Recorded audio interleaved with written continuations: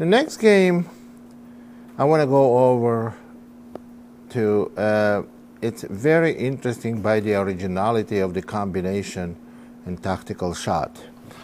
E4, D5, ED, knight F6, D4, knight takes D5,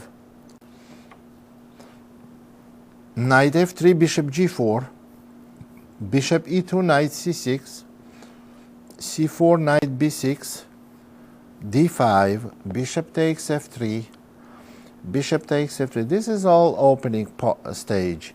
Knight E5, bishop E2, and black played C6. Obviously, you cannot take on C4 in this position because bishop takes C4, knight takes C4, queen A4 check, and white wins the game.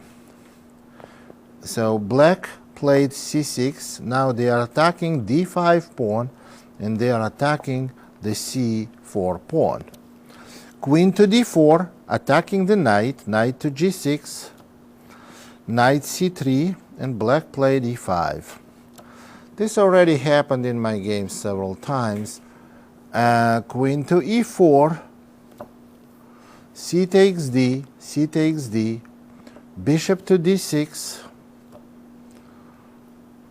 bishop B5 check, knight D7, white castled, and black castled.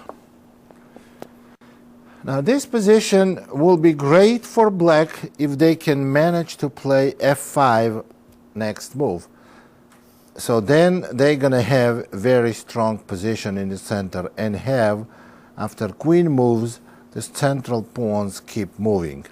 So white played queen F5, and after knight C5, B4. Now, but is it good for white to keep their queen on F5 as a blockading piece? No, queen is not a good blockading piece. Knight A6, A3, knight E7. You see, that's why queen is not good blockading piece. Now queen has to move. It's attacked. Queen H3, knight to C7, and bishop to D3. And finally, black played F5. Black has a great position now because they have potentials of going E4. After F5, white played bishop G5 and E4, bishop C4, and H6.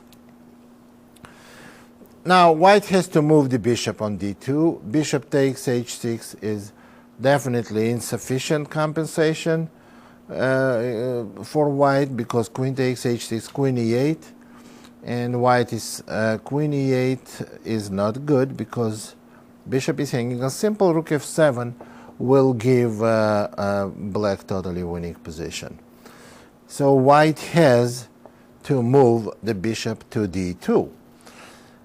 But now knight G6, and you see that nothing indicates that there will be combination anytime soon, but you see how black dominates now. They're going to play queen, knight E5, and queen F6, and the grandmaster that was playing with white, they feel the danger, and they recognize the danger, they smell danger before it gets there. So, and white thought that it's necessary for them to play F3, and after E takes F, to play G takes F. Now, notice on queen takes F3, knight E5 is very strong. So, and G takes F. Queen to F6, played by black, threatening queen D4 check and attacking almost all the white's pieces. Bishop on D2, bishop on C4. White simply played knight E2, and here black has a winning combination. After B5, black wins here. Now, what can white do in this position? If white goes bishop D3, maybe black can simply take on D5. If white goes bishop B3, then queen B2 is dangerous, attacking both white bishops. So white played bishop c3. Well, this is typical in-between move, and it's hard to tell that this move can lose on the spot immediately. What happened here, black has knight f4, and you can tell that white is totally hopeless. Now, let's see why. If knight takes f4, then black plays queen takes c3, and you see that both white's minor pieces attack. They lose a piece, they lose a game. Now let's look at some couple of other opportunities. Now if white takes black's queen, then black takes white's queen. And now when white plays king g2, you see it's black's move, black's knight on h3 is hanging, but two white bishops are hanging as well. So white takes one piece, one bishop first, and after king takes h3, white takes second bishop and wins the game. So after knight f4, obviously for this reason bishop takes f6 is not good. So that leaves white only one move, queen g3. But interestingly enough, queen g3 sets up, exposes for another shot. B takes c, now quietly taking the bishop that protects e2 knight. And if white plays bishop takes f6, now knight takes e2. And after knight takes g3, white's queen, black wins a lot of material. And after b takes c, for this reason, white simply resigned. Well, now going back to the position, this position, you can tell, how do you find combination here? How do you find b5 move? How do you find whatever happened in the game? First of all, if we don't find it, we still have good position. But that's not a consolation. We are looking for the best move. We don't know where the shot is going to be. But look, bishop on d2 is kind of loose. Bishop on c4 is loose. Now, if we had some move like queen d4 and knight wasn't on e2, we would have attacked several pieces. Those minor pieces are vulnerable. I want to play queen b2. And bishop cannot move from d2 because bishop can move from d2, but because white's c4 bishop protects the knight. So what we want to do, we want to move this bishop, make this bishop go away. If bishop goes to b3, then we have queen b2 attacking almost every white's minor piece. If bishop goes the other way, then you see d5 pawn is on pre. So black has different problem on every move. And when they played bishop c3, you see that knight on e2 protects the f4 square, defends the dark square bishop, and it's a little loose. You should notice there is an invisible eye that should notice something artificial, something loose in white's position. That's how you find knight f4 move. And then you started searching for it one by one move. You are not starting searching for move a6 or a5 in this position. That's what computers do. We know where to look. We are not looking at the queen side of the board. We are looking at the king side of the board and the center. We notice the knight f4 move. We double check it. It works. It wins. Queen g3, another tactical shot. They are very decisive shots. They are very powerful. At the same time, if you are searching in the right direction, the correct way, they are not that difficult. So remember, find the loose spots in the position. That's where what your eye should be concentrating on. That's where are the loose spots by your opponent. and that's where you hit.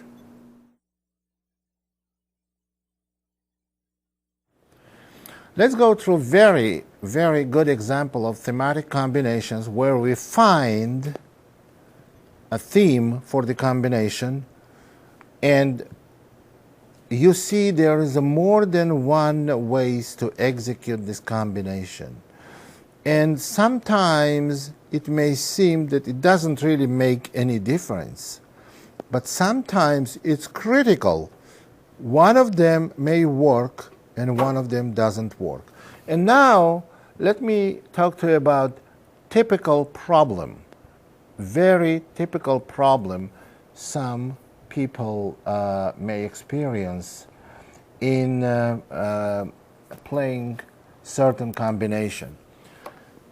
You have to notice that when you play some combination, your opponent does not, will not, and does not want to cooperate with you.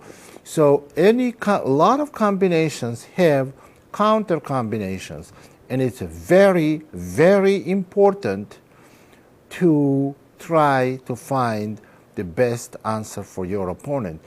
And remember, once your opponent sees what you want to do with this combination, he becomes very desperate, like a wounded animal, and he tries to find some way out of it. Here is the game I want to look at. E4, E5, knight F3, knight C6, bishop B5, bishop C5, C3, and F5. That's not very good way to play against Ruy Lopez, but it's one of the possible continuations, and we don't want to really analyze it now. D4, bishop B6. Well, in this position, after bishop B6, white plays D5. Actually, at D4 was also possible F takes E, and F takes E probably is the best move. D4, bishop B6, D5, F takes E, and knight to G5. Now, after knight to G5, black's knight is hanging. Black cannot move knight to E7 because this is another interesting tactical shot. It's not really a tactical shot, it's a simply white attacking black's queen and wins the black's queen. After D5, black plays E3. Now you see black also attacks white's knight on G5. So white plays D takes C, and now black cannot take white's knight because after C takes D, they lose more material. You see, they simply lose the bishop on C8. So what happened in the game, black plays B takes C. Now black is a piece down, but there are two white's pieces are hanging. This is the combination was played by black, and two white's minor pieces are hanging. White answers to this, and it looks like black is winning, and that's it. But after H4, this is another tactical shot by white. Now this is interesting. White plays C takes B, black takes C takes B, or actually black even took on F2 first, king F1 and C takes B. Now black is 3 pawns up, but after queen D5, that's the idea of white's shot. Now you see initiative changing hands. Now white is threatening checkmate on F7, and white is also threatening queen takes rook. So black continues developing and also stopping mate on F7. White plays queen takes A8, black plays C6. And now let's evaluate this position. Position is very, very dangerous for white. They have an extra rook. Black has 3 pawns. White's pieces are totally undeveloped. queen on a8 in jeopardy, and white's king is in very dangerous position. So white plays in this position knight e4. They have an extra rook for 3 pawns. 3 pawns is not sufficient compensation for a rook. After knight to e4, white is threatening to exchange queens by playing queen takes c8, and on queen takes c8, knight d6 check, and then they will be winning. So black castles, obviously, and white plays bishop g5. This is the key position of this game. Now, if black moves the queen to e8 somewhere, then white plays knight d2, game goes on, and it's very hard to predict the result of this game. In this position, black has very powerful mating threat. And you see that white's king, if black somehow manages to put their bishop on f1 a6 diagonal, that will be a checkmate, but bishops don't go like this. So what white can do, what black can do, black can try to put bishop on a6, and then if white takes the queen, play b4 checkmate. b4 check, and after c4, bishop takes c4, that's a checkmate. Remember, before we started looking at this game, I said there may be 2 different ways of executing the same combination. Now, bishop a6 seems to be working perfectly because the queen is hanging white's queen, and the checkmate is a threat. Either one of these threats, if black executes, the game is over. So white cannot give up a queen, and white cannot get checkmated. On the other hand, we have a b4 move that threatens bishop a6 with a checkmate also. Now, the question is, are they both decisive, or only one of them is decisive? I played this game for black, and when I saw there are 2 different ways to win, I played just one of them, and I realized that I was lucky. That was in my junior years. I realized I was lucky I chose the right way. The move I made was b4, and I won in a couple of moves. And later I turned out, and I thought that bishop a6 would have been the same. And only much, much later I realized that bishop a6 is not nearly as good as killing move b4. Now, if white plays c4, then black plays bishop a6, and you see black either wins the queen, white's queen, or checkmates white. Now, why bishop a6 is not as good? We're threatening this b4 checkmate, and we're threatening queen takes queen. Here, remember, black's queen is hanging also. White has counter shot. Very often, we miss counter shots by our opponents. And remember, when there is a counter shot, it's a lot easier for your opponent to find it than for you, because your opponent is cornered and he is going to search a lot harder than you will. And after queen to b7 in this position, you see that black must play bishop takes b7, and after bishop takes d8, rook takes d8. Black has very good position here, but it's not nearly as good as winning a queen. Black has very good position because they have 2 bishops. They are only exchanged down for 3 pawns. They are probably winning, but it's not an extra queen. Extra queen is something very decisive. So you see, you have 2 moves, bishop a6 and b4.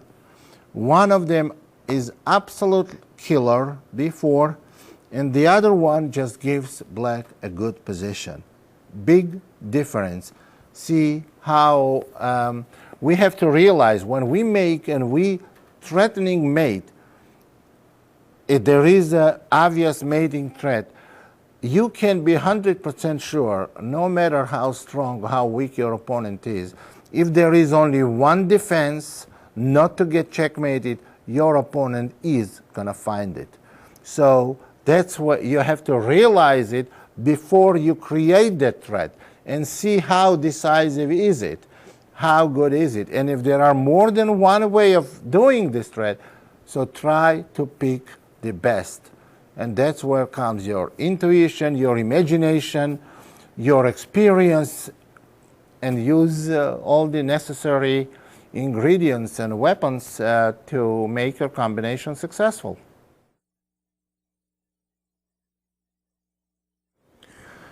Next game we're going to see, it contains one of the most complex, difficult combination in the opening part of the game. Well, I played that game, but what makes this combination easier, that it was part of home preparation, and I'm going to show you how many tactical shots been exchanged by both opponents. It was shot after shot, and very, very rich game tactically, with a very unusual type of combination. It all happened in one game in a very early stage. Game was played in 1984 in the World Chess Olympiad between myself. I was on the first board for American team, and the Philippine Grandmaster Eugene Torre was black. So knight f3, d5, against indication, one of the quietest openings in chess theory, but let's see how it developed. Bishop g2, c6, c4, d takes c, knight a3, bishop to e6, knight g5. Now this is all theoretically very well known, and the main move here, bishop d5, but then white goes e4, and game is approximately equal, maybe slightly better for white. However, Torre played in this position bishop g4. This is the move he used against another very famous grandmaster, Viktor Korchnoi, and he did very well with it. Now let's see what happened in this game. Knight takes c4, knight d7, and in this position I played queen b3. However, Korchnoi did not play queen b3. Now, queen b3 is the prelude for very, very long combination, maybe like 15 moves long, and most of the moves are forced moves, and combination is very long. Queen b3. Well, we see what white is threatening with this move. White is threatening simply knight d6 check, e takes d, queen takes f7, checkmate. At the same time, white is threatening the same theme, knight takes f7 check, with all kinds of discovers check with the c4 knight. And also white is threatening queen takes b7. Obviously, queen b3 move was prepared by, analyzed by Torre, so he played knight c5, but I analyzed this position too, and in this position I came to conclusion that white has very strong tactical threats, very well hidden. Move was made queen e3. Now queen e3 is normally very, very ugly looking move. When you see that move queen e3 played, move kind of queen e3 kind of move can be only either super strong or just simply very weak. In this position, it's a very strong move. Queen e3, and black obviously played e6. And now white has to start solving some problems. Justify their queen on e3. It's very difficult to justify, but there is the justification and explanation of it. Knight takes f7, king takes f7, knight e5 check, king to e8. And here we have to prove what did we sacrifice the piece for.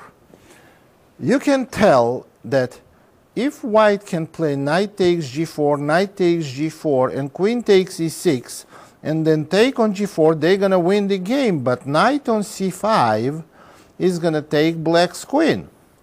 So white cannot play this move. So what I did in this position, I went b4. So I sacrificed this piece, and now I went b4.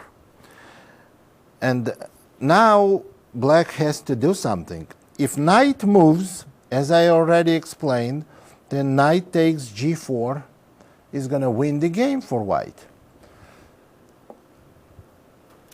So black simply cannot go knight to d7 back.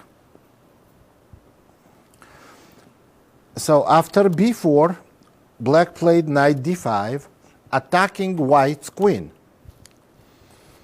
White played queen d4, I played queen d4. This is the only move I have, and it's very forced. But now c5 knight is hanging and g4 bishop is hanging. Why is it good for black? Because they have knight takes b4. And now we see what black's idea is. White cannot play queen takes b4 because after knight d3 check, next move black is going to play bishop takes b4, winning the queen and the game. So white played queen takes g4, knight c2 check, king d1, knight takes a1. Position where black has an extra rook. But queen h5 check forces g6 move, because king e7 leads to a forced mate after queen f7 check and knight c4 checkmate. g6 is a forced move. Now white is whole rook down.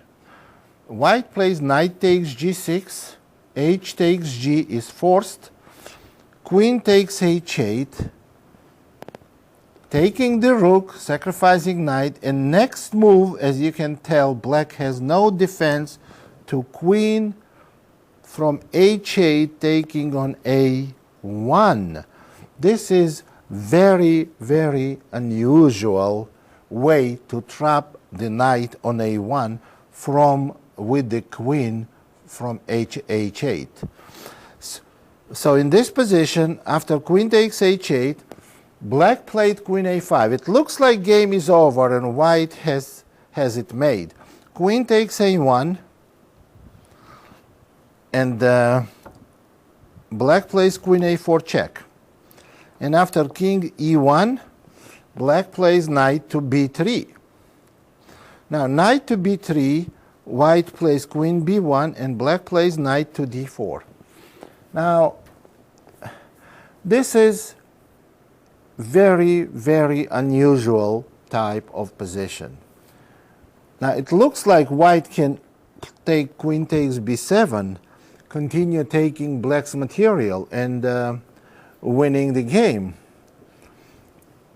But queen takes b7, unexpectedly enough, loses for white. You see, you played beautiful combination. That may happen. That happens in chess all the time. You play beautiful combination, you get to totally winning position, and then you make one obvious move, and you think that it's very strong, and next think you know you get mated after queen c4. Queen c4 is winning for a black by force. You have to realize that in this position looks very quiet, but one very important point here we have to make is neither side can castle. Both kings walked. This move would have been great if after queen c4 white could castle, but white cannot castle. Remember, they played king d1 and king e1. So after queen takes b7, queen c4, queen takes a8, king f7, white is getting mated, either queen takes c1 or queen takes e2. There is absolutely no defense on queen b7 check, bishop e7, and white can resign immediately. So I remember while we played this game, there's a number of players were very, very much surprised. First, why black didn't castle long. Black cannot castle long because black's king walked already too. They took the knight on f7. Remember, in early stage of the game, and then it went king e8. And white's king walked also. So this position is very, very difficult to understand unless you know that both kings walked.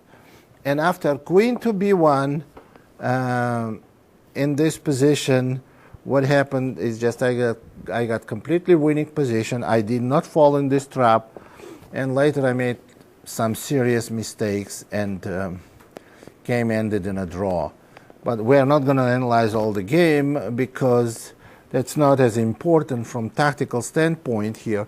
The point we want to make that unusual and very long combination and very difficult was to detect one or the other theme.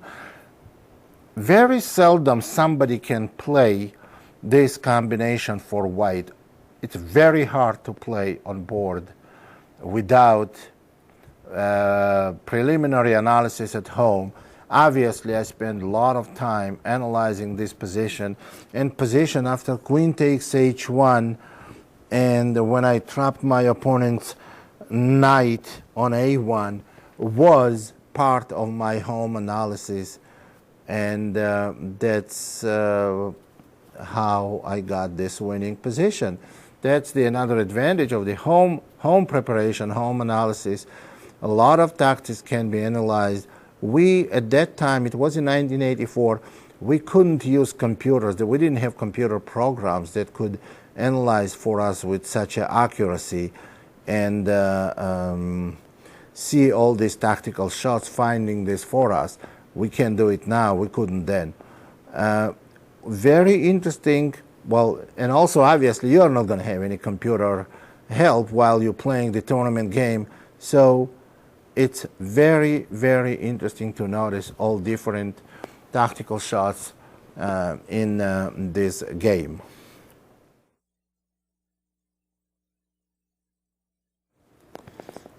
Finding theme and using theme from the end games in the middle game. That can happen too. Well, most of the time, end game combinations, tactics, are connected with a pass pawn. But not all of them. Some of them, like when we have an end game combination where you win a piece or you win a rook, they call this type of combinations middle game type of combinations. But when you have in the middle game combinations with creating pass pawns, those are more like end game type of combinations. Next tactical shot in a position, I'm gonna tell you the nature of this combination. It's a very, very original. Well, first, theme is very well known, but what makes this original, those themes you can see only in the middle game, in the end games. But this was performed in the middle game. Let's go with the game, knight f3, d5. g3, c6, bishop g2, bishop g4, castle, knight d7, d3, e5, e4, d takes e, d takes e, bishop c5, h3, bishop h5, knight d2, f6, c3, bishop f7, knight h4, knight e7, knight f5, knight takes f5, pawn takes f5, bishop e7, knight e4. I purposely don't attract your attention to the early stage of the game because this has nothing to do with the purpose of our analysis. Knight e4, knight c5, queen g4, g5. Well, in this position, white is threatening queen takes g7, and black does not want a castle for the obvious reason, bishop h6. So they play g5, bishop e3, knight takes e4, bishop takes e4, queen c7, rook f to d1.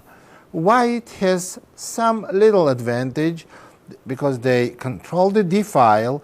They stop black from castling queen side, and castling king side may be somewhat dangerous for black. So after h5, queen e2, and h4, this is very, very important position. In this position, white played very, very strong move. Normal reaction by majority of the player in this position would be g4. But this is a mistake.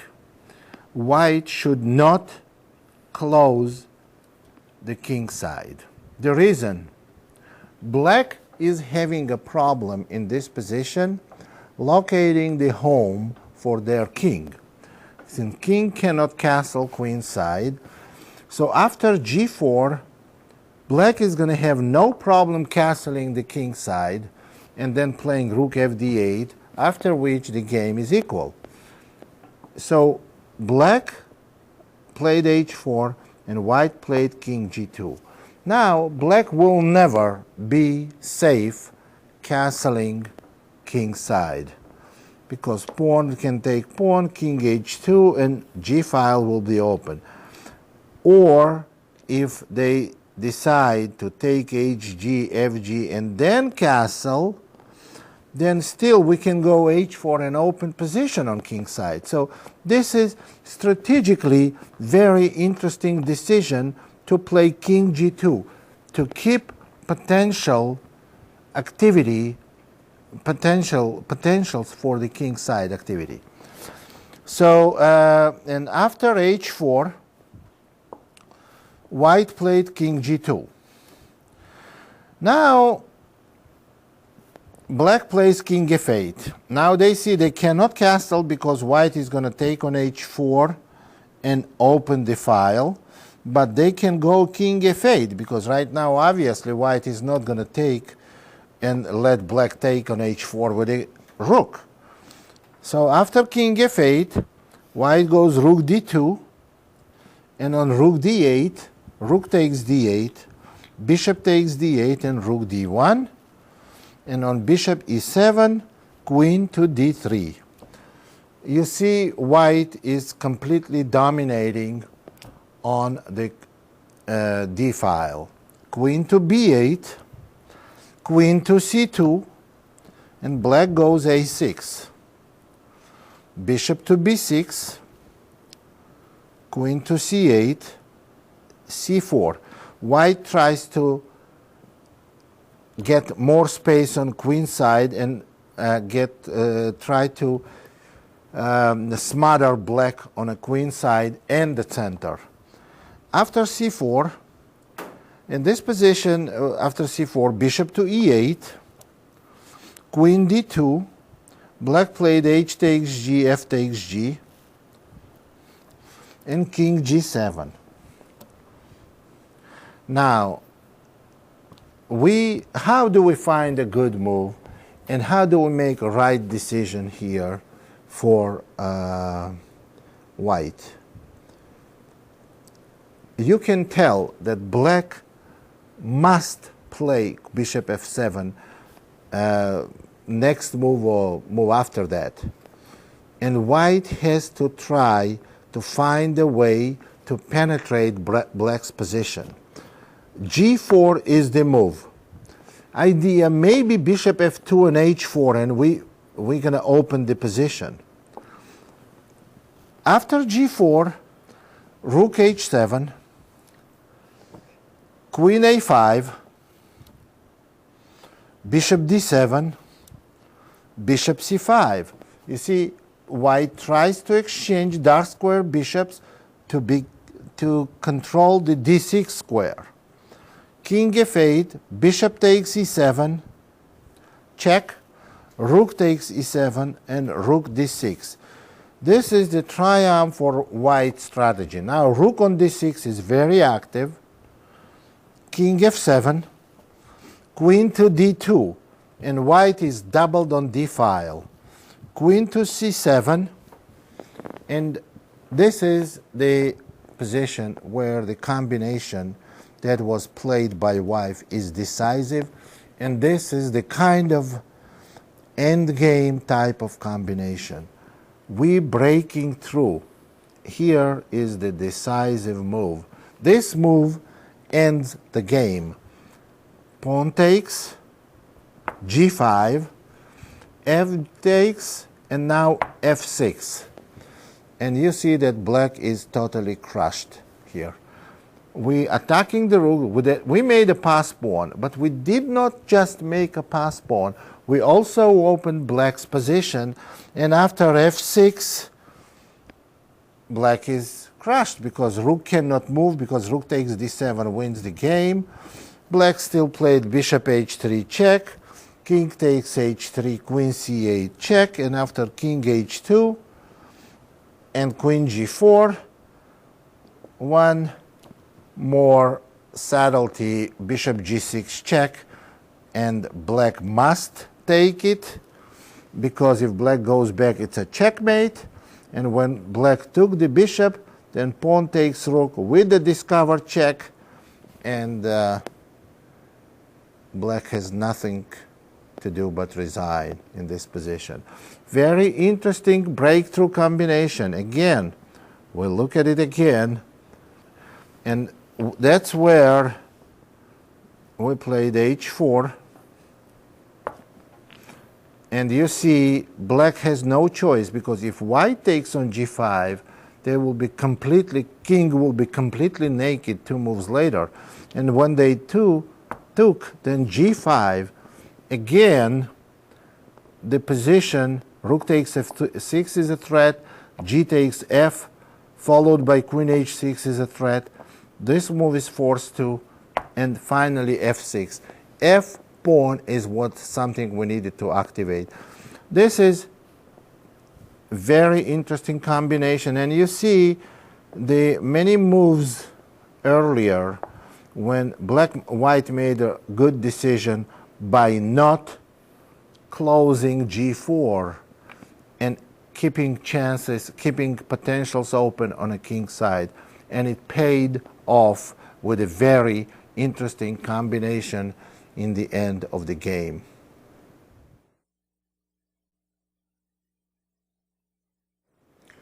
Frequently, we see that in one or another combination, there are multiple themes, multiple ideas. And one of those type of combinations I want to go through with you now.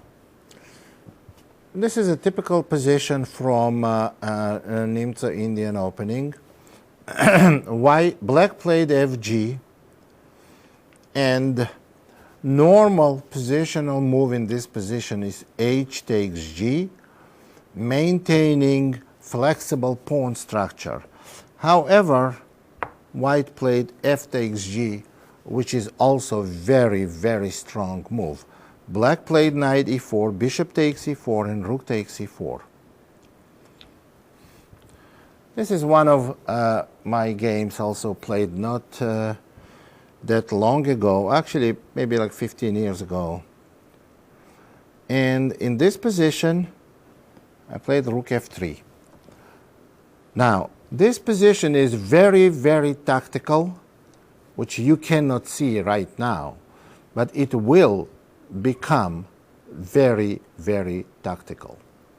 The reason for that, why position should be so tactical, because white is going to get total possession of the f file, and black has no way of stopping white's c1 bishop that seems so passive now, penetrating black's position decisively. And white is going to create enormous amount of threats. After rook f3, black played bishop c6, rook to f1, and here black realizes that white wants to triple on f file, and it may become very critical, because after tripling, white's dark square bishop will decisively come into the game. What happened? Rook e7, queen f2, threatening rook f8, h6, rook f8 check, rook takes f8, queen takes f8 check, king h7. See, in a position, if rook stood on e4, white would have had to develop bishop on a3. Since rook left e4 square, now we can bring our c1 bishop decisively on c1 h6 diagonal. At this point, the threat is queen takes h6 check, and after king g8, rook f8 checkmate. So black's answer is absolutely forced. Rook to g7. Now bishop f4, threatening bishop e5. You see, the seemingly passive bishop becomes major player in this position. Bishop f4, black played queen e8, and after bishop e5, black cannot exchange queens, because after rook takes e5, black's rook is hanging. On rook g8 will be rook f7, winning immediately, and if rook moves to d7, then rook h8, checkmate. So black cannot play queen takes f8. After rook e7, white played e takes d, bishop takes d5, and here final punch white delivers by playing rook f7 check. And this is more than one theme in this combination. Rook f7. You see, three different pieces can capture white's rook, but every one of them is losing. If queen takes on f7, then theme of the combination becomes deflection. We deflected the queen from the 8th rank, from the back rank, and we can checkmate black's king, which we couldn't if queen stood on e8. We cannot checkmate now. If black plays rook takes f7, then we're deflecting the rook from protecting black's queen. And the third motif, third theme, is if bishop takes on f7, then it blocks rook from protecting the g7 square, and queen g7 is a checkmate. It's a triple theme that decides the fate of this game, and rook f7 is doing it. Now, the reason why we couldn't play rook f7 right away, because rook would have taken on f7, and you see the black's queen is protected by bishop on c6. So we're playing e takes d first, and black cannot play queen takes f8. because after rook takes f8, the bishop is hanging on c6, and rook h8 mate is threatening. So black's answer, somewhat forced, bishop takes d5, and then rook f7, having triple-themed tactical shot, decides the game. Black resigned. Very interesting, but at the same time, I have to mention, very, very simple. What helped white? Thematics. It's good to know themes that you're trying to perform combination on. Themes are very important to see more and more tactics, to be equipped with more different ideas and themes.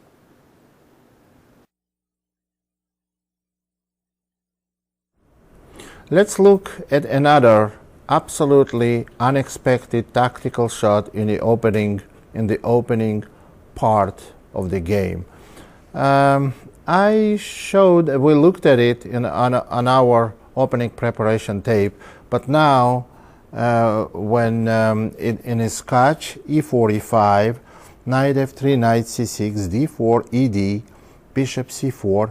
Now we are not going to analyze the advantages and disadvantages of this variation. Let's just get to the tactical shot, unexpected tactical shot of this in this position, in this game. Knight f6, e5, d5, bishop b5, knight e4, knight takes d4, bishop c5, bishop e3, bishop d7, bishop takes c6, b takes c, knight d2, knight takes d2, queen takes d2, castle for black, castle for white, queen e7, knight b3, bishop b6, queen c3, f6, f4, rook f e8, and knight c5. F takes e, f takes e. This position, it does not look that that any kind of tactics possible in this position. Simple calculation: can black play queen takes e5? Now, black's d7 bishop is hanging, but then if white plays knight takes d7, black is going to play bishop takes e3 with right away, or even after exchange the queens, the same problem. It's hard to tell. White hasn't done any tactical preparations here. The position seems like very quiet position. However, white has a shot that instantly ends the game here. It's very, very unexpected shot and very easy to overlook in a practical game. The move is rook to f8, check, and black loses queen. Black can resign here, because if black plays rook takes f8, then white plays queen takes e5, simply winning the queen. And if black plays king takes f8, then knight takes d7, you see a fork, and white also wins the queen. Now, this kind of tactics are very, very dangerous.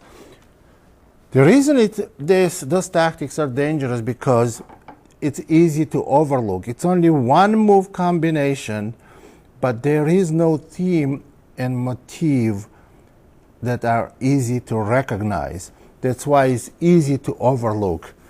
Well, now, if it's easy to overlook, then it's difficult to prepare to this kind of tactics. So you have to see those kind of hidden combinations exist in chess a lot. So you have to be able to recognize them by looking at more and more and more of those. It's gonna make a lot easier for you to prevent them if they are bad for you, and to prepare them if you are on the right side of the game.